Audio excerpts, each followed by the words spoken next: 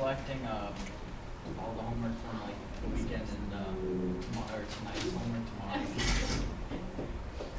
That's what Jason said. I heard everybody that. Oh, and I heard the well, actually, I saw. When are we getting our quizzes back? The last few people are finishing this up between today and tomorrow, and I should get those to you at the very latest Wednesday. I just hate getting things back out before they're all done. That's just my own thing. In this case here, in order to complete the square, I have to have a value being positive 1. So I'm going to first of all start by moving everything over to one side. And when I do that, I get 4x squared minus 20x plus 13 is 0. I moved everything to the right. Okay? Yeah. Now, I mean, I could have divided everything right there by the -4. I just think it's a little bit cleaner to do that. What's up? Why is the sign split on I moved everything to the right. You don't want, he doesn't, you don't want. You don't want your a value negative. The a has to be a positive 1. What I'm doing is I'm starting it with putting it in the form ax squared plus bx plus c by moving everything over to one side. Now, in order to be able to complete the square, I have to divide everything by 4.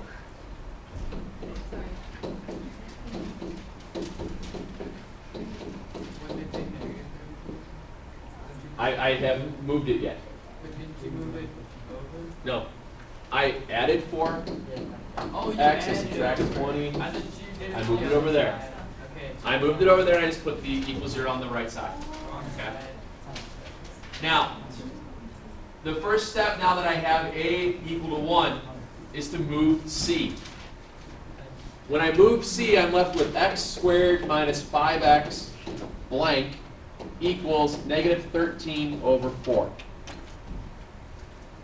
Start completing the square. Well, take -5 over 2. There's half of b. Square it. 6.25. Fractions. Negative 10. 20, No. If I'm squaring a negative, will it ever be negative? 25 over 4. 25 over 4. Add 25 over 4 to both sides. Now, the trick when you're completing the square is that as soon as you get half of b, you know that's your term. That value that's half of b is what goes after the x in the perfect square. Now, -13 and 25 gives me 12 over 4, otherwise known as 3. The last one passed that. Okay? Now, in order to get rid of junk squared, what do? Square root both sides. What happens when you square root over an equal sign? Plus or minus. I cannot simplify the square root of 3. There's no perfect squares that goes into that. Lastly, I add 5 halves to both sides. You get x equals 5 over 2 plus or minus the square root of 3. Now, the book answer looked different. Yeah. The book got a common denominator when they add those things together. If you think about what the common denominator between 2 and a 1 would be what? Would be a 2, wouldn't it? So in order to get the common denominator, you would have had to have multiplied this side by 2 over 2. That's where they got 5 plus or minus 2 root 3 all over 2. This is perfectly fine by me. I like that answer better anyway. Okay? That's what I got, but then I opened it And that's what I was telling you guys. Sometimes the book gives you a different simplified version of it. If you wrote it with, because remember all the times we were writing things in terms of like if they were complex numbers, we'd always go like integer value plus or minus radical and all, or imaginary. If you want to continue with it, like here is fine. The only real advantage to writing out with the fractional amount sometimes is that if it's a fraction you can simplify. In this case, there really wasn't anything you could have done, so they kind of made it more complex than they need to be. Yes, sir? Where did you get it from? 12 divided by 4. Up here I had -13 over 4 and 25 over 4. That gave me 12 over 4, which is equal to 3. In this case, it worked out nice and clean. Sometimes it doesn't get that clean, sometimes it does. Okay? What else do you want to look at as far as the completing the square? 65.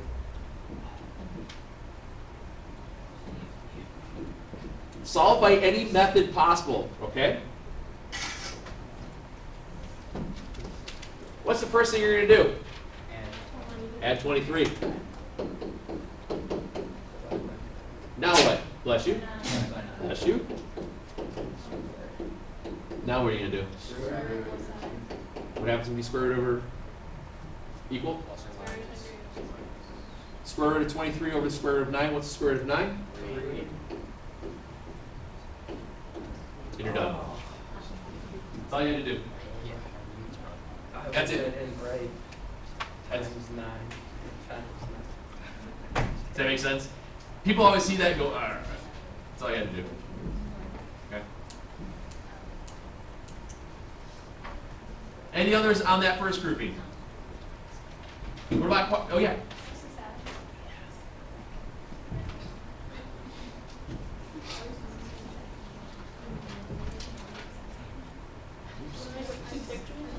That's going to be all messed up.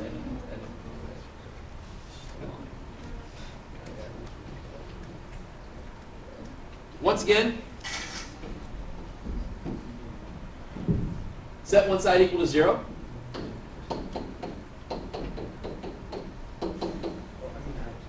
What times what is positive 18 you add together to get negative 1? Oh. Do I want to complete the square using a 1/3? Taking half of that? No. What's the last step that I showed you guys how to factor on Friday? Quadratic. Use the quadratic formula. In this case, even though it was in the section before it, since I showed you guys it, it's, We don't, I don't, like, how do you What? usually substitute it in? yep, that's it. I struggle with X equals the opposite of b plus or minus the square root, b squared minus 4ac all over 2a. What you're doing here is that your a, b's, and c's are the coefficients. Yes, sir. I think I know how to like plug them in, Okay. but then I don't know how to divide by Yes. 2a. All right. Here's what we do. What's the opposite of negative 1? 1. 1. What's 1 squared? 1. Minus 4 times 3 times 6. All over 2 times 1. What's 4 times 3? 12. What's 12 times 6? 6. No. 6. No. 72. What's 1 minus 72? Negative 71. So right now I have 1 plus or minus the square root of negative 71, all divided by 2. Yes. Okay? I don't know. Simplify the square root of negative 71. What's the only thing I can get out of there? I. Isn't it negative 1 is for the a? It is. What's negative 1 squared? Yeah, but the bottom is 2a and you. Oh, thank you. I'm sorry. Thank you. You're right. I just took it off with that one. Thank you. So now, when I do that, the only thing I can simplify here is the root. Right. 1 plus or minus I root 71 all over negative 2. I believe the book only gave one solution, right? What number am I? Over 6 for the book. Yeah. I thought the A was 2. It's 3 ice. What am I messing? Yeah, sorry, I went too fast. It's 3. Thank you. I know. I'm easily distracted. There. Does that look better? Yes. Yeah. Thank you.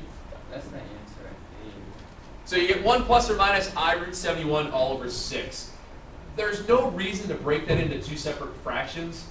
I don't know if the book wrote it as 1/6 plus or minus all the other stuff. I would have just left it like that because you can't really simplify it any further. Yes, sir. Okay, but like, say it was 4 plus or minus 2 root 3 over 2. Like, how would you simplify 4. it? Just like, All right, you said it was 4 plus or minus 2 root 3 over what?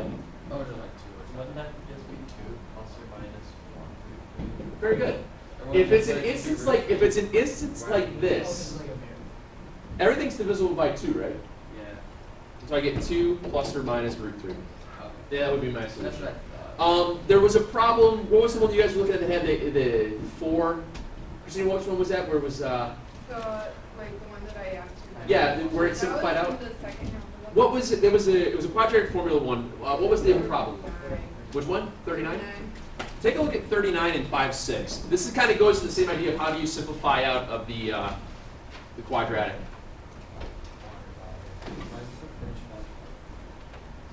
All right, 39.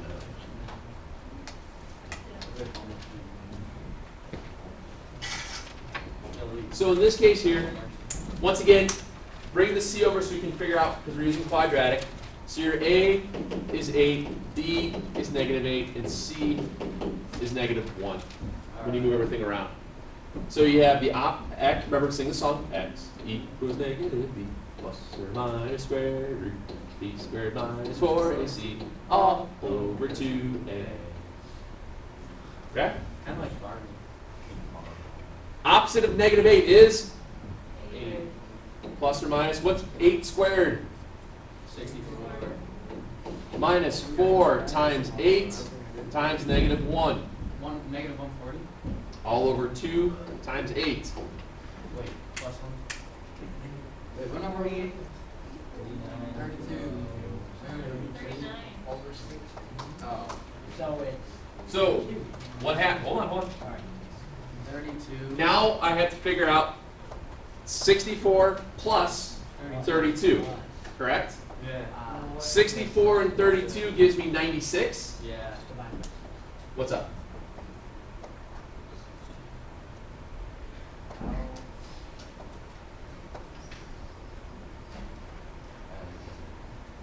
So I have 8 plus or minus the square root of 96 all over 16. We do.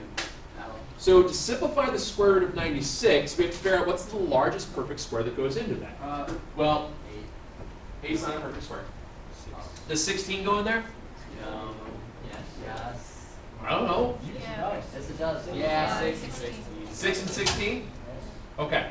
4. So when I simplify out 96, I get 8 plus or minus 4 root 6 all over 16. All over. Now, notice what happens here. If you break this apart, you could get what they do in the back of the book. If you think along the ideas that I have, what can I do with all 3 of those integer values that you see? I can divide them all by 4, right?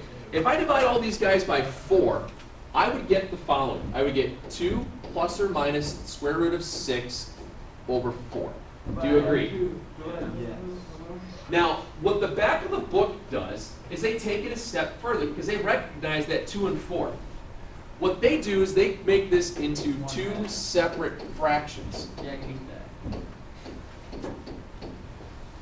and they write it as 1/2. That's why you saw that solution in the back of the book. If you got to this part with all of that, yeah, I think we're okay. Because that's kind of how I've been breaking them apart. If you recognize and go to the 1/2 plus root 6 over 4, that's fine. But I'm okay with where if you get that far. But I do want you to simplify 8, 4, and 16. Richie, no, I'll get you next. Okay, yeah, good. How do you know, like, if it's better to have the separate fractions or the It's blatant. It's going to be really obvious if you see something that you know that you can get a 1/2 out of. Go ahead and do Because, like, that. but why is it better to have it? Because sometimes the book has it, like I can answer, like, You that, know- but the book has it the other way. I'm okay with what I have circled. In the grand scheme of things, as long as it's simplified to what we have circled, I think we're okay.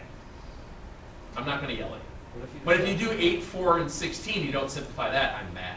Well, what if you have, like, the fraction version, like, that's what you got originally, but then the book has the other version? Like, why would the book have the other one, but why I don't know. This book does think weird sometimes. That's really it. What they're doing is they're simplifying it completely. And that last step of 1/2 plus or minus that root 6 over 4 technically is the most simplified version. But if we get down to 2 plus or minus root 6 over 4, and it's okay. Anyway. I got that, but then afterwards, like, I thought that since it was positive, you're supposed to get, like, 2 real solutions, and then I, like, solved both of those. Like, Oh, okay. You wrote decimals then? Yeah. That's not, you can leave them in the exact form. When we have radical answers like that, you can leave them in what's called exact form, just like this. You don't have to do the decimal equivalencies. Okay. The only time we have to worry about decimal equivalencies is if we're using some modeling, and we're going to talk a little bit about that today. Okay. So you wouldn't do that? Yeah. I guess? No. You can just leave them in simplified radical form. Okay. Okay? Any others on this? about it. All right. We're going to go one step further with this stuff today, talk a little bit about initial velocities and things like that. Our test of this chapter will be next Wednesday, just so you guys know. We have 2 sections to finish out between tomorrow and Wednesday, with the half day on Thursday because of conferences. Leads us into a nice little idea that I have. I have a small project for you, if you choose to do it. Oh, actually, no. You see, Now, Let's get. we've all heard the song from the quadratic formula. Make your own. There's a couple of options you have. You can create your own, put it up on YouTube, we'll just watch it. Put it on a thumb drive, bring it in, we'll on a flash drive or something like that, we'll play it off the computer. Or you can perform live. No, that sucks. Okay? That's We've done this before. I've done this in other classes, it's been pretty fun, so I'll leave it to you until Thursday, we'll do that on Thursday. Yes, ma'am? Are we allowed to like do it in groups? Yes, I don't want any more than 3 in a group. I think 2 to 3 is plenty. Any more than that, unless you're like a giant band, that'd be kind of cool. Playing like Yeah, guitar and stuff. I was thinking like ukuleles. That'd be pretty cool. We had a ukulele and a kazoo. I don't know. Like, Yes, ma'am. I don't know. It always depends. And I always look at when I do the solo project. I usually throw it into the quiz grade, and whatever banks into a quiz grade, it usually equivalencies of about 2 to 3 homework assignments. So it's usually pretty easy. assignments aren't worth anything. Yes, they're worth nothing. Exactly. Yes, sir. But, so if we like get this project on Thursday, we have the weekend for it. No, it's due Thursday. We have a long weekend that we can. Yeah. So Wait, I don't have time next week to do it. Wait, Oh, like, so we have Thursday, to do like- it by Thursday? As in like Thursday we wouldn't do it. You know We how long just it watch takes those. to? No, we would do that. We'll go over the homework from Wednesday, and then we'll do those. I thought And Wednesday then I'm we gonna had a sign. class. No, next Wednesday. We have a plan. Wait, are we? Which Thursday am I? You can complain about it and not do it. I don't care. It's up to you. When's your birthday? Do we have to come up with a new tune, or can we just like sing? I just feel like the product. An original 2. The quadratic formula doesn't change. I hope you don't change that, because then it won't be the No, quadratic but like, how's formula. the tune go? Like, what's the regular tune again? Pop goes the weasel. All right. So here's what I want to look at as far as some of the other stuff. A few of the other things that are in this section. X equals.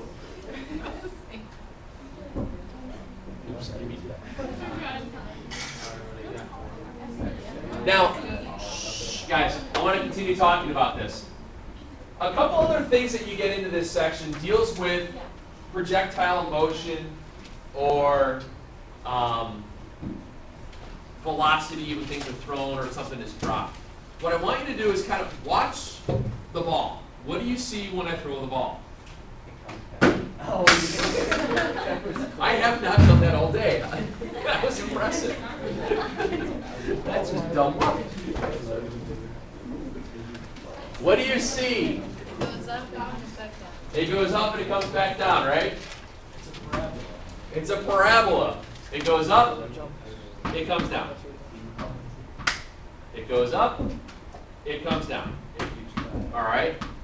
Notice, what comes up must go down. Gee, I wonder where you heard that from. What happens when you drop it? It goes down. It's a line.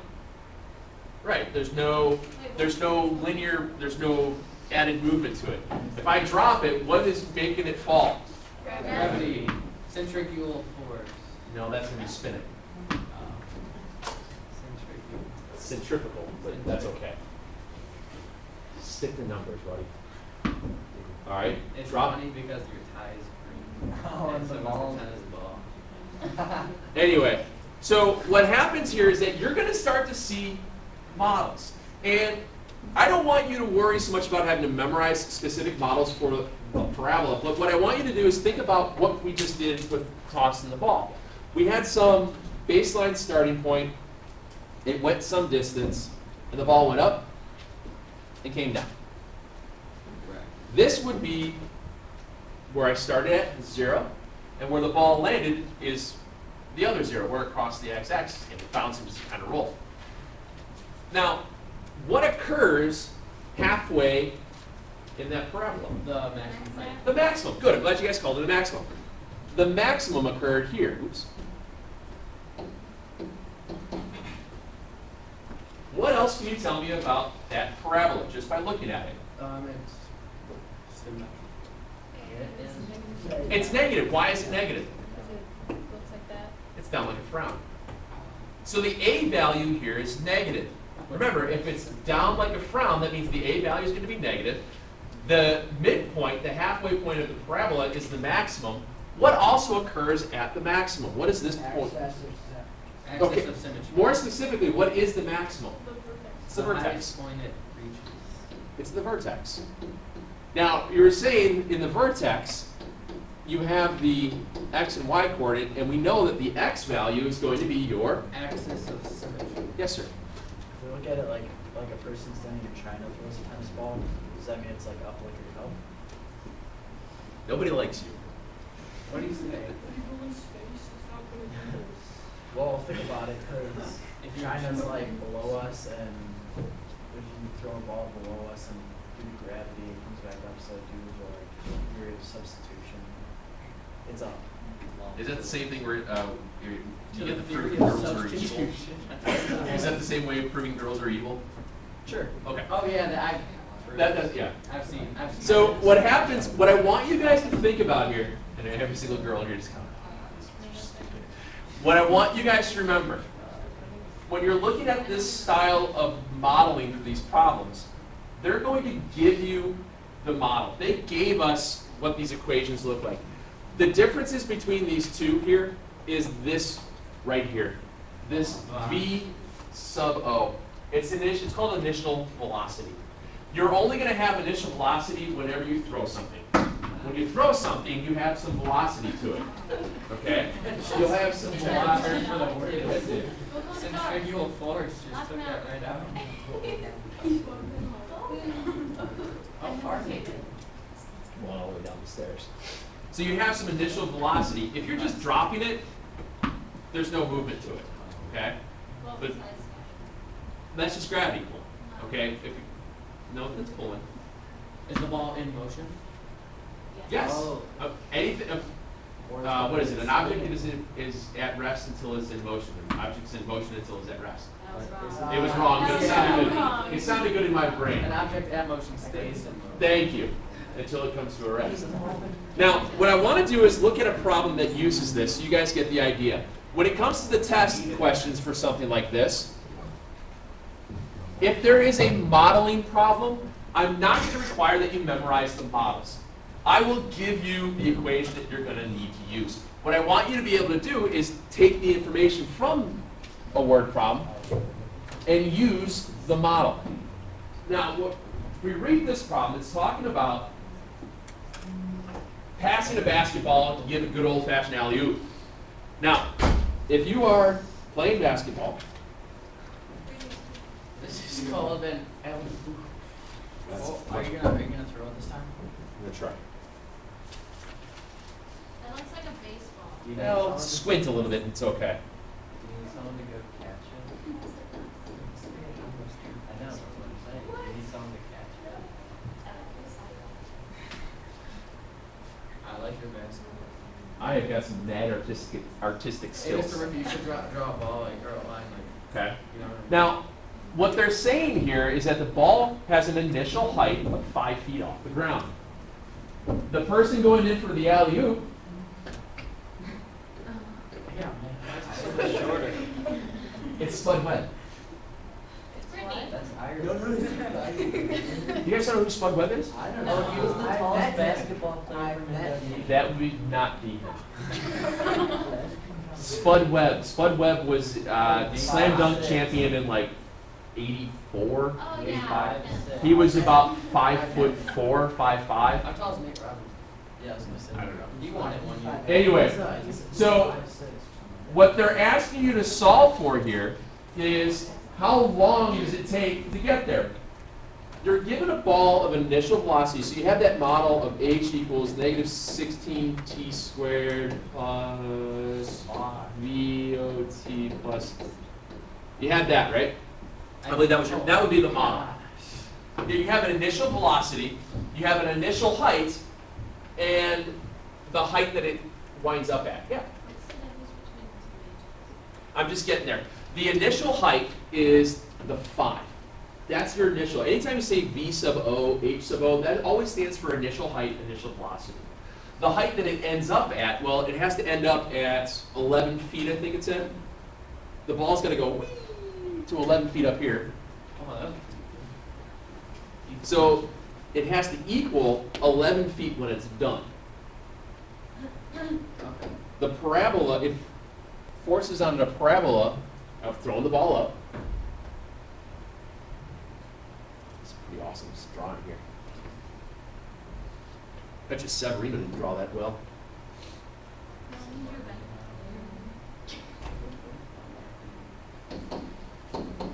You need to solve the amount of time.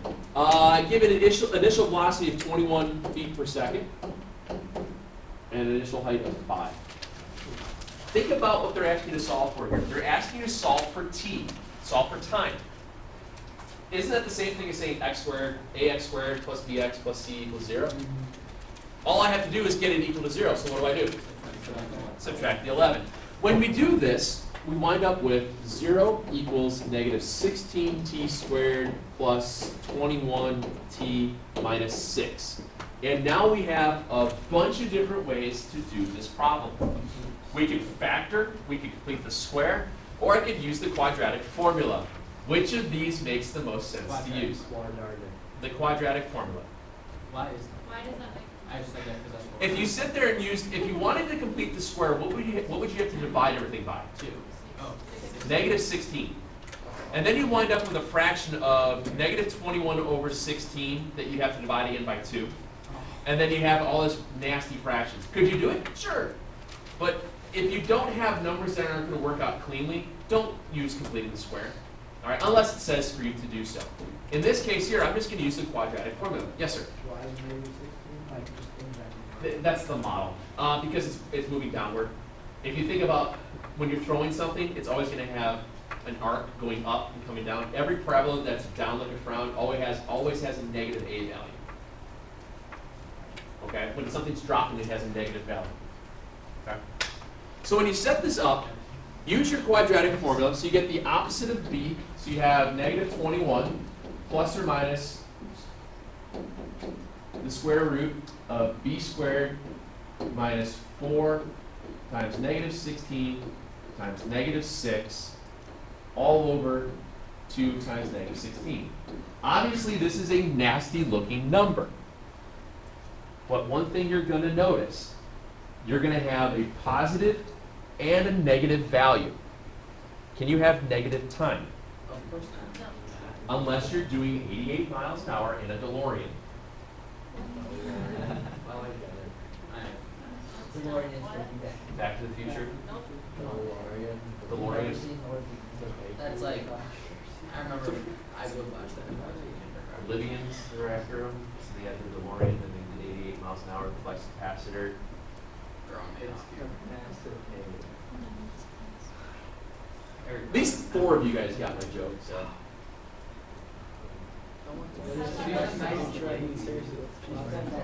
So what happens here, this is a prime candidate for using quadratic formula. Remember, when you get to problems that have the modeling component to it, you will be given the formula. The stuff I have you tonight, I believe one of them gives you a different equation. The other one uses these initial velocity style problems from the I think there's 3 of them. I haven't written the test yet, so I don't know how many the test is going to have. But the test will definitely have something like this. Like one. Yeah. Remember though, when you're dealing with parabolas, you guys all know that the axis of symmetry when something is written in standard form is what? When I'm calling this standard form, that's the ax squared plus bx plus c. What is your axis of symmetry?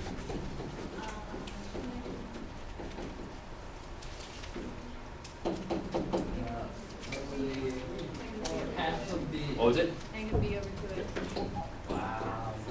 Your axis of symmetry when you're in standard form is always that negative b over 2a.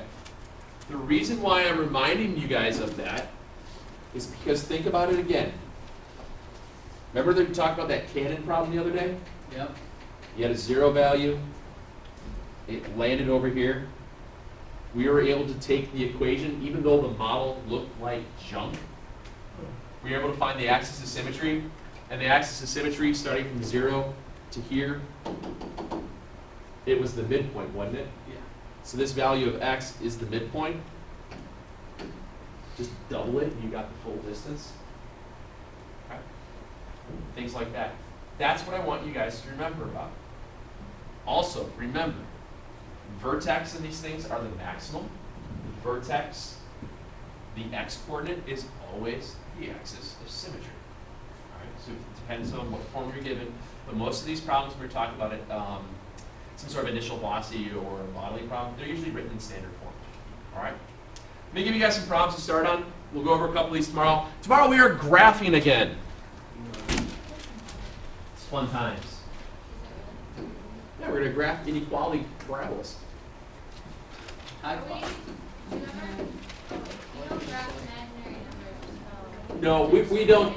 Yeah, we're not even going to bother with that in this class. I don't even think you graph imaginaries in pre-calc, to tell you the truth. I don't think they do. I thought they were. They're working on imaginaries, but I don't think they're graphing them. How do you graph some proof doesn't exist? I'm doing it right now. I miss Why is the axis of symmetry and the quadratic formula related? It came up like negative b over 2a. They're all related. Because that gives you the zeros by working with the discriminant part. By taking the square root of the discriminant, the opposite b over 2a is just the axis of symmetry. Do those problems. On this grouping here, 45 through or 46 through 55, those problems are choose your own adventure. Pick whatever way you want to factor to solve your zeros. If you want to use quadratic formula, if you want to factor, if you want to use completing the square, it does not matter. Obviously, there are times that you cannot factor, so you have to fall into using something else. It's up to you to make the decision. I do want to, however, go back and start you guys with number 62 because it deals with the fraction again. We need to make sure we understand what it means to get rid of a fraction in these style problems. Yes, sir? And that's the homework for tonight? Yeah. And I'll collect this stuff tomorrow. All right. Do you guys have this written? So I'm going to start with 62, just kind of give you an idea of where we're at. Otherwise, I'll come back to it. Oh, we're gonna do it together. Yeah, I'm going to start with 62, just kind of walk you through This it. section 5.2. It's 5.5 and 5.6 again. Okay. And I'm going to start by looking at number 62. And some of you guys are having a problem with trying to remember how do you get rid of the fractional amounts in a quadratic equation. Yeah. What you want to do you guys know the difference between the greatest common factor and the least common multiple? What is it? Great factor, let's say Biggest thing that you can multiply. No, hold on. Greatest common factor is what's the largest number they all have in common. Least common multiple is what's the next multiple of the numbers they have in common. Remember, multiples are 2, 4, 6, 8, 10, 12, 3, 6, 9, 12, 15, and so on. 5, 10, 15, 20, 8, 16, 24, and so on. Yes, sir? So 2, the greatest common factor of 2 and 6 is 12. No. That least common multiple. What's the smallest number they all go into? 6 doesn't go into 2. Oh, what they go into? That would be 6. what? Guys, when you're looking at multiples, your multiples start with 2 times 1, 2 times 2, and so on and so forth. So your multiples of 2 are 2, 4, 6, 8, 10, 12, 14, 16, 18, 20, 22, 24, 26, so on. Multiples of 6, 12, 18, 24. Multiples of 24, 24. What's the smallest multiple they all have in common? 24. You want to multiply everything by the least common multiple. That gets rid of all of the fractions. You multiply everything by 24. In essence, what the problem winds up looking like, you get 24 x squared over 24 minus 24 x over 2 plus 24 times 13 over 6 equals 24 times 0. In essence, do you need to write that step out? No. You're just distributing that 24 to all the terms. 24 over 24 is 1. 24 over 2 is 12.